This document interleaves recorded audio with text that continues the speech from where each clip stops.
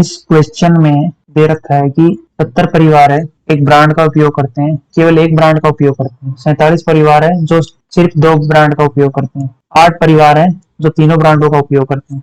इस क्वेश्चन को आप वेन डायग्राम बनाकर सॉल्व कर सकते हैं। तो मान लो कि ये जो है एप्पल वाले को रिप्रेजेंट कर रहा है, ये सर्कल जो है नोकिया वाला को रिप्रेजेंट कर रहा है, और ये सर्कल जो है ना वो सैमसंग को रिप्रेजेंट कर रहा है। इसमें दे रखा है कि 70 परिवार केवल एक ब्रांड का उपयोग करते हैं, मतलब 17 families use only one brand. इसका मतलब क्या हुआ?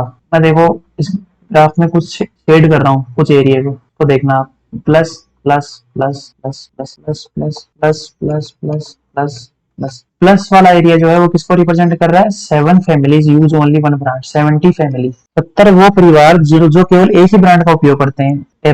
एप्पल, नोकिया और सैमसंग को रिप्रेजेंट कर रहा है प्लस वाला। उसके बाद में दे रखा है 47 फैमिलीज, तो अपन माइनस से रिप्रेजेंट करेंगे। यूज एग्जैक्टली 2 ब्रांड्स, ठीक सिर्फ 2 ब्रांड का उपयोग करते हैं, मतलब ये ठीक 2 ब्रांड का उपयोग करते हैं। ये minus minus minus minus minus, ये जो है ना माइनस का जो एरिया शेड किया है मैंने वो कौन सा है? 47 को रिप्रेजेंट करेगा। और इसमें दे रखा है, फिर बाद में दे रखा है 8, ये जो है ना 8 तीनों का एरिया जो कॉमन आ रहा है वो क्या क्या रिप्रेजेंट करेगा? जो तीनों के तीनों ब्रांड को यूज करेंगे। तो यहाँ मैंने जो तीनों सर्किल मैंने बनाए हैं उसमें जो सब कॉमन एरिया आएगा वो कौन सा है? ये वाला एरिया। और इसको इसकी वैल्यू कितनी दे रखी है? 8। अब अपन ने इस क्वेश्चन में हमको पूछ रखा है कि कितने परिवार सभी तीनों ब्रांडों का उपयोग नहीं करते हैं। Families do not use all the 3 brands, तो तीनों ब्रांडों को यूज नहीं करती हैं, ठीक है। तो तीनों ब्रांडों को यूज कौन सा नहीं करती है? ये 8 वाला जो एरिया है ना, यही एक एरिया रिप्रेजेंट कर रहा है जो तीनों ब्रांडों को उपयोग में करती है। तो इस 8 को अपन छोड़ देंगे, बाकी सारा एरिया काउंट करेंगे। प्लस और माइनस का एरिया काउंट करेंगे ना, वो एरिया क्या होगा? Families do not use all the 3 brands, इसको रिप्रेजेंट करेगा। सभी 3 ब्रांडों का उपयोग नहीं करते हैं उसको रिप्रेजेंट करेगा। तो इसकी वैल्यू कितनी आएगी? 70 प्लस 47, दोनों को ऐड करोगे तो कितना आएगा? 117। ये ऐसे परिवार हैं जो तीनों ब्रांडों का उपयोग नहीं करते हैं, एक साथ में तीनों ब्रांडों का उपयोग नहीं करते हैं, ठीक है। जो तीनों ब्रांडों का उपयोग करते हैं उसकी वैल्यू कितनी आएगी?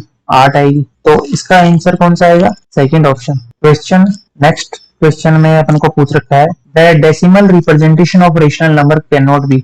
परिमेय संख्या जो होती है ना का डेसिमल रिप्रेजेंटेशन जो होगा ना, डेसिमल रिप्रेजेंटेशन का मतलब क्या होता है? कोई भी संख्या ले लो आप, जैसे 10.44, 8.325, ये क्या है? डेसिमल रिप्रेजेंटेशन में होता है, दशमलव निरूपण होता है किसी भी संख्या का, डेसिमल रिप्रेजेंटेशन इसको अपन बोलते हैं। तो कोई भी रेशनल नंबर होता है वो p/q फॉर्म में होता है, और उसकी क्या क्वालिटी होती है कि वो क्या होता है? टर्मिनेटिंग भी होता है, दूसरी चीज नॉन टर्मिनेटिंग भी होता है, ठीक है, और रिकरिंग भी होता है, ठीक है। टर्मिनेटिंग भी हो सकता है, नॉन टर्मिनेटिंग भी हो सकता है, और रिकरिंग होगा, लेकिन नॉन रिकरिंग अनावर्ती नहीं होगा, अनावर्ती नहीं होगा। क्या होगा? अनवसानी होगा, अनवसानी होगा, ठीक है। नॉन रिकरिंग नहीं होगा। तो क्या होगा इसमें? जैसे कोई भी संख्या मान लो 3.4, ये दशमलव डेसिमल रिप्रेजेंटेशन है किसी भी नंबर का, तो ये क्या है?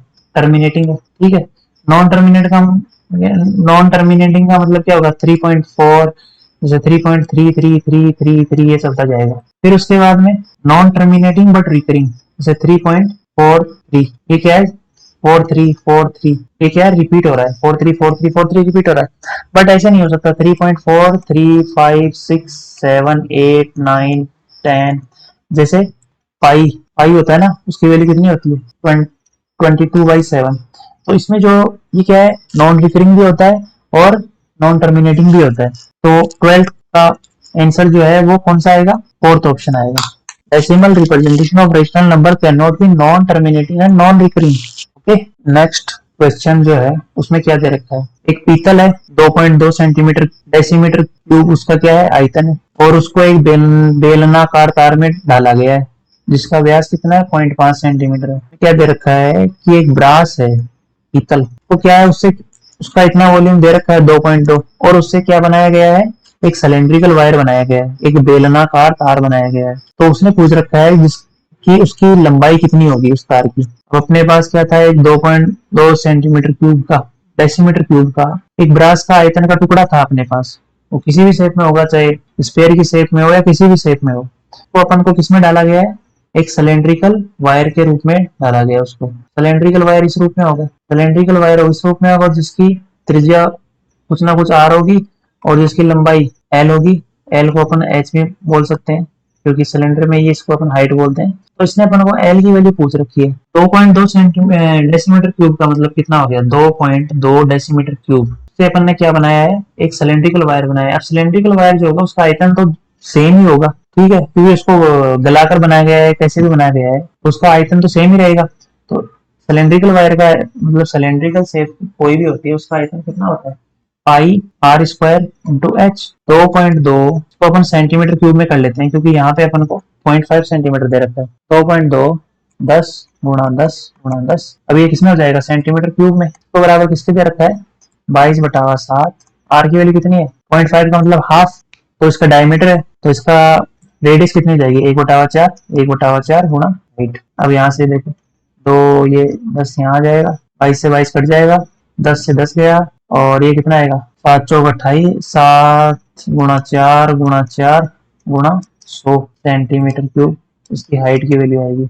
हाइट कितनी हो जाएगी, 7 चौक 28, 28 चौक 112, और ये सेंटीमीटर क्यूब है, इसको मीटर क्यूब में करोगे तो 100 सेंटीमीटर क्यूब में कितना होता है, 1 मीटर क्यूब 112, ये छोड़ो इसको, सेंटीमीटर आएगा ये, सॉरी 100 सेंटीमीटर आएगा यहाँ पे, और ये मीटर आएगा। 100 सेंटीमीटर में 1 मीटर होता है ना, तो इसका आंसर कौन सा हो जाएगा, फर्स्ट ऑप्शन। 13 क्वेश्चन का फर्स्ट आंसर हो जाएगा। क्वेश्चन में क्या दे रखा है, प्लस को अपन ने क्या माना है, भाग माना है, भाग को अपन ने क्या माना है, गुणा माना है, और माइनस को अपन ने क्या माना है, प्लस माना है, और गुणा को क्या माना है, माइनस माना है। तो अपन को ये कुछ टर्म्स दे रखी है, इसकी वैल्यू कितनी होगी, 20। माइनस को अपन ने क्या माना है, प्लस माना है, और 16। प्लस को अपन ने क्या माना है, भाग माना है, 4। गुणा को अपन ने क्या माना है, -3। भाग को अपन ने गुणा माना है, और 2 से ये 2 आ जाएगा। तो ये पहले बदमाश रूल लगा दो, ठीक है। तो पहले क्या होगा, डिवीजन, ये 4 हो जाएगा, फिर होगा उसके बाद में मल्टीप्लीकेशन, ये 6 हो जाएगा। 30 + 4 - 6, 24 - 6 कितने हो जाएंगे, 24 - 6 कितने हो जाएंगे, 18। तो इसका आंसर कितना हो जाएगा, 14। क्वेश्चन का आंसर 18 हो जाएगा, सी थर्ड ऑप्शन। नेक्स्ट क्वेश्चन में अपन को क्या फाइंड आउट करना है, ये इसकी वैल्यू फाइंड आउट करनी है। तो पहले एक्स और वाई को फाइंड आउट करो। देखो अपन को क्या दे रखा है, 5 की पावर x 3 की पावर y इक्वल्स टू 225 का मतलब 15 का स्क्वायर होता है, और 405 को अपन अलग अलग टुकड़ों में विभाजित कर लेंगे तो कितना हो जाएगा, 5 × 40, 5 एकम 5, ये कितना हो जाएगा, 5 × 3 का होल स्क्वायर, 5 × 3 की पावर 4, ये कितना हो जाएगा, 5 की पावर 3 गुणा 3 की पावर 6। इसका मतलब x की वैल्यू कितनी आएगी, 3, y की वैल्यू 6। तो देखो x की पावर 2 गुणा y कितनी वैल्यू है, 6, -3 गुणा x की वैल्यू 3 है, और x की वैल्यू अपने पास 3 है, ठीक है। 3 की पावर 12 - 9, 3 की पावर 3 कितना हो जाएगा, 27 हो जाएगा। का आंसर फोर्थ ऑप्शन 27 आंसर हो जाएगा। नेक्स्ट क्वेश्चन में अपन को दे रखा है कि कोई भी क्यूबॉइड है, ये क्यूबॉइड है, ठीक है। इसमें अपन को क्या दे रखा है, ये क्यूबॉइड बना रखा है, ठीक है। इस क्यूबॉइड में अपन को जो लंबाई प्लस चौड़ाई प्लस ऊंचाई की वैल्यू कितनी दे रखी है, इन तीनों का जोड़ कितना है, x सेंटीमीटर दे रखा है। फिर लेंथ ऑफ इट्स डायगोनल, कोई भी क्यूबॉइड होता है ना, का ये डायगोनल होता है ना, ये आमने सामने की जो एजेस होती है ना उसको मिलाओगे तो अपने पास क्या आता है, क्यूबॉइड का डायगोनल आता है। इस डायगोनल की वैल्यू कितनी होती है, l² + b² + h² = y। अपन को लेंथ ऑफ डायगोनल कितना है, y दे रखा है, और इसकी वैल्यू कितनी होती है y की, √of l² + b² + h²। तो अपन क्या लिख सकते हैं, y की वैल्यू l² + b² + h²। अपन को इसमें कंप्लीट सरफेस एरिया की वैल्यू कितनी होगी, कोई भी क्यूबॉइड होता है ना उसका सरफेस एरिया कितना होता है, 2 length into breadth into height plus height into L, ये इसका सरफेस एरिया होता है, ठीक है। तो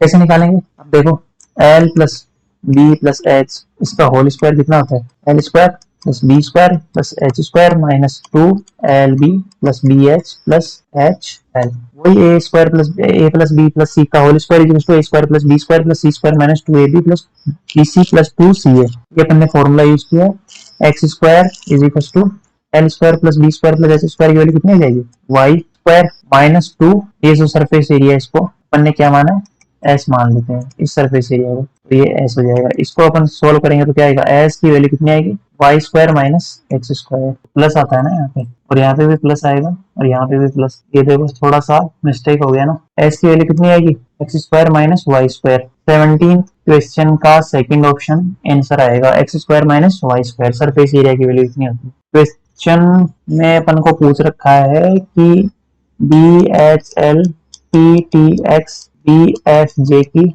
के बाद में नेक्स्ट टर्म क्या आएगी, तो डी। ये देखो अल्टरनेट सीरीज है, ये कौन सी सीरीज है, अल्टरनेट सीरीज है। क्या होगा, इसके बाद में ये दे रखा है और इसके बाद में ये आएगा। तो देखो डी से डी आ रहा है मतलब -2, एच से एफ आ रहा है मतलब -2, एल से जे आ रहा है मतलब -2। इसी तरह से पी टी एक्स लिख लो, पी टी एक्स, इसमें -2 -2 -2 कर दो तीनों में से। पी का मतलब 16, 16 में से -14, 14 का एन होता है। टी का 20 का -2 18, 18 का कितना होता है, आर होता है। और फिर एक्स का कितना होता है 24, 24 -2 का 20 होता है। पी का 16 होता है। 24 -2 कितना हो जाएगा 22, 22 किसका होता है, पी का। ये 14 का, ये 18 का और ये 22 का आंसर फोर्थ ऑप्शन आएगा, NRB 18 क्वेश्चन का। ये अच्छा क्वेश्चन है। इसमें अपन को पूछ रखा है कि कॉमन फैक्टर क्या आएगा। ये दोनों पॉलिनोमियल्स दे रखे हैं अपन को, ठीक है। इन दोनों में एक फैक्टर कॉमन है। अगर एक फैक्टर कॉमन होगा क्या होगा, ये दोनों इक्वल हो जाएंगे। क्यों हो जाएंगे, क्योंकि आप x की वैल्यू पुट करोगे इसमें कुछ ना कुछ, ठीक है। की वैल्यू कुछ पुट करोगे तो क्या होगा, दोनों कंप्लीटली डिविजिबल होंगे उसमें। इसका मतलब ये है कि कॉमन फैक्टर होने का, एक होने का मतलब है कि ये दोनों बराबर होंगे। 2x square minus 3x plus A equals to 2x square plus x minus B, ठीक है। अब इसको सोल्व कर लो आप, 2x स्क्वायर से 2x स्क्वायर कैंसिल हो जाएगा और 4x equals to a plus b। x की वैल्यू कितनी आ जाएगी, a plus B by divided by 4, ठीक है। तो इसको क्या लिख सकते हैं, x minus a plus B by 4। ये इसका एक फैक्टर आएगा, ये इसका एक फैक्टर आएगा, कॉमन फैक्टर आएगा। ये तो उस x की वैल्यू है जहां पे ये क्या होगा, इक्वल हो जाएंगे। ये दोनों इक्वेशंस या पॉलिनोमियल्स जो है वो इक्वल हो जाएंगे और ये जो होगा इसका फैक्टर होगा। क्या होगा, x minus a plus B divided by 4, ये इसका फैक्टर होगा। तो इसका आंसर कौन सा हो जाएगा, फोर्थ ऑप्शन। 19 क्वेश्चन का फोर्थ ऑप्शन आंसर आएगा। अब मैंने आपको इसमें पूरा क्वेश्चन करवा दिए हैं। अगर आपको किसी भी क्वेश्चन में डाउट हो तो आप मुझे कमेंट कर सकते हैं, मैं उस क्वेश्चन को दोबारा सोल्व करवा दूंगा।